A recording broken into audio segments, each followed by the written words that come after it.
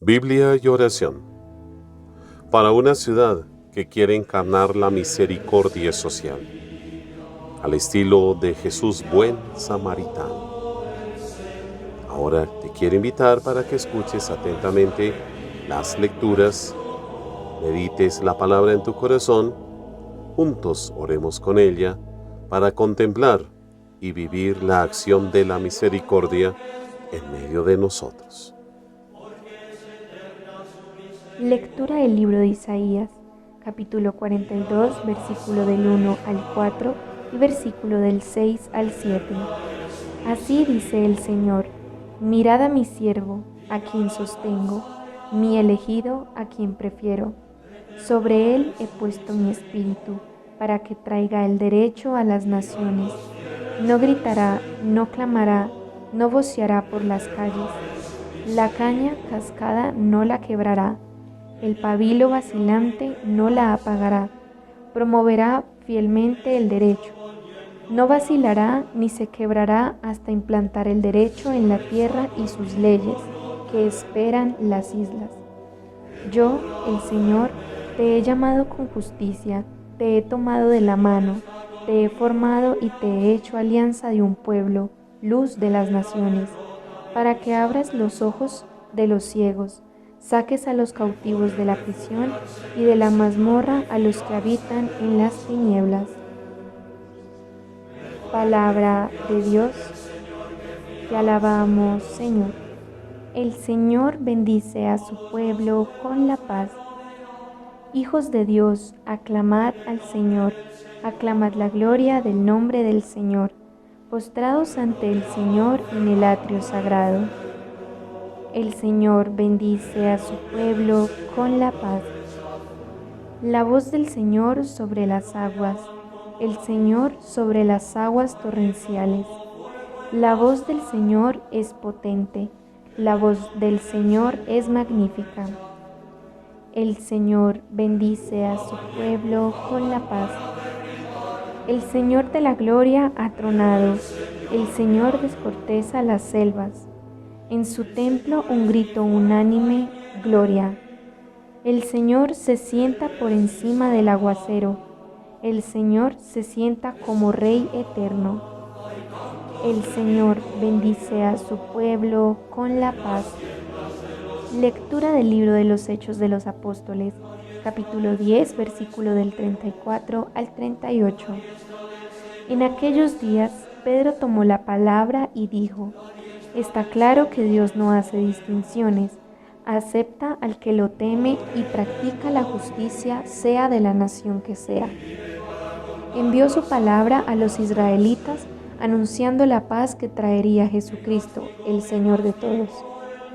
Conocéis lo que sucedió en el país de los judíos, cuando Juan predicaba el bautismo, aunque la cosa empezó en Galilea. Me refiero a Jesús de Nazaret, ungido por Dios con la fuerza del Espíritu Santo, que pasó haciendo el bien y curando a los oprimidos por el diablo, porque Dios estaba con él. Palabra de Dios, te alabamos, Señor. Lectura del Santo Evangelio según San Marcos, capítulo 1, versículo del 7 al 11. En aquel tiempo proclamaba Juan: detrás de mí viene el que puede más que yo, y yo no merezco ni agacharme para desatarle las sandalias. Yo os he bautizado con agua, pero él os bautizará con Espíritu Santo.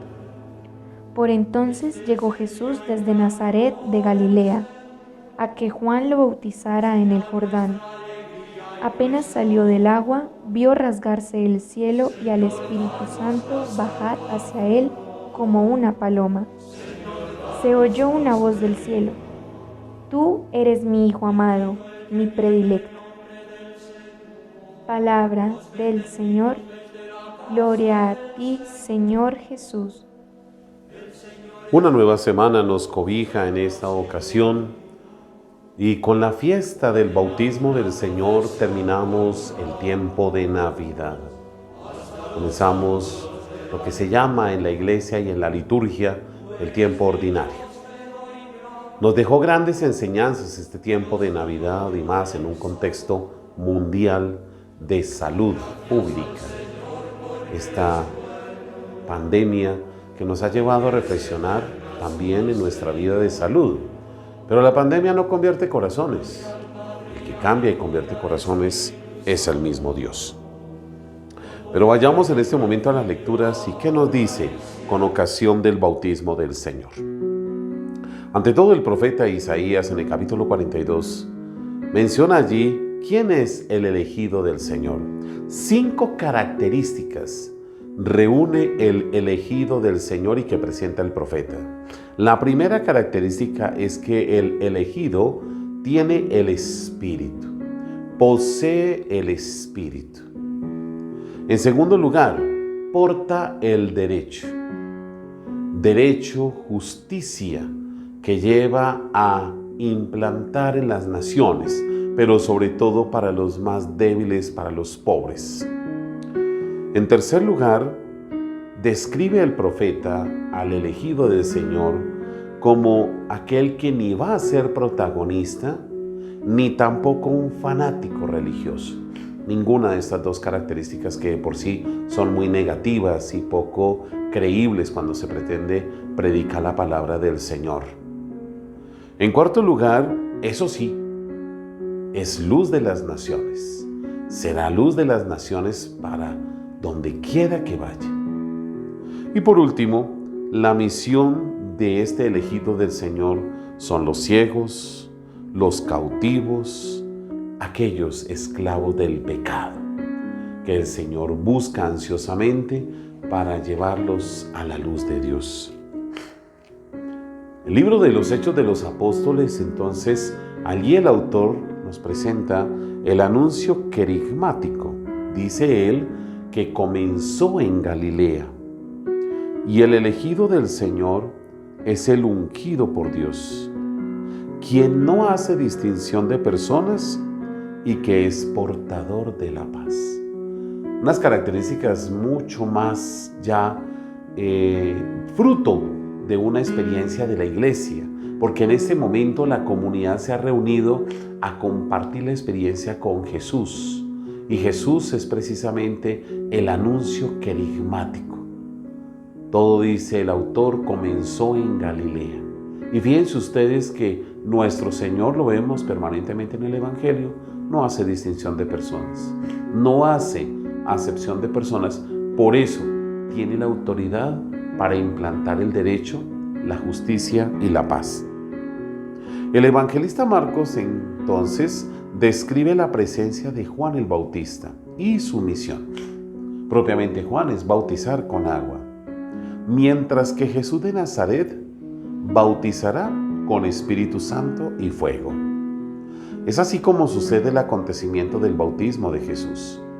Pero Marcos es breve en describir ciertas características del acontecimiento del bautismo de Jesús. La primera de ellas, el cielo se rasgó. Una expresión muy teofánica, de alguna forma, para describir que Dios está presente en ese momento. De igual forma, ha descendido el Espíritu Santo en forma de paloma. No es que el Espíritu Santo sea una paloma, se dice que es como, de alguna manera, para que nosotros tengamos alguna representación y nos fijemos cómo puede ser el Espíritu Santo, pero no es que el Espíritu Santo sea una paloma. Y además, no se puede dejar de lado lo más importante de este acontecimiento del bautismo del Señor, y es la voz del Padre. El Padre que atestigua quién es el que está allí en el agua y que Juan está bautizando. Es mi Hijo, es mi Hijo.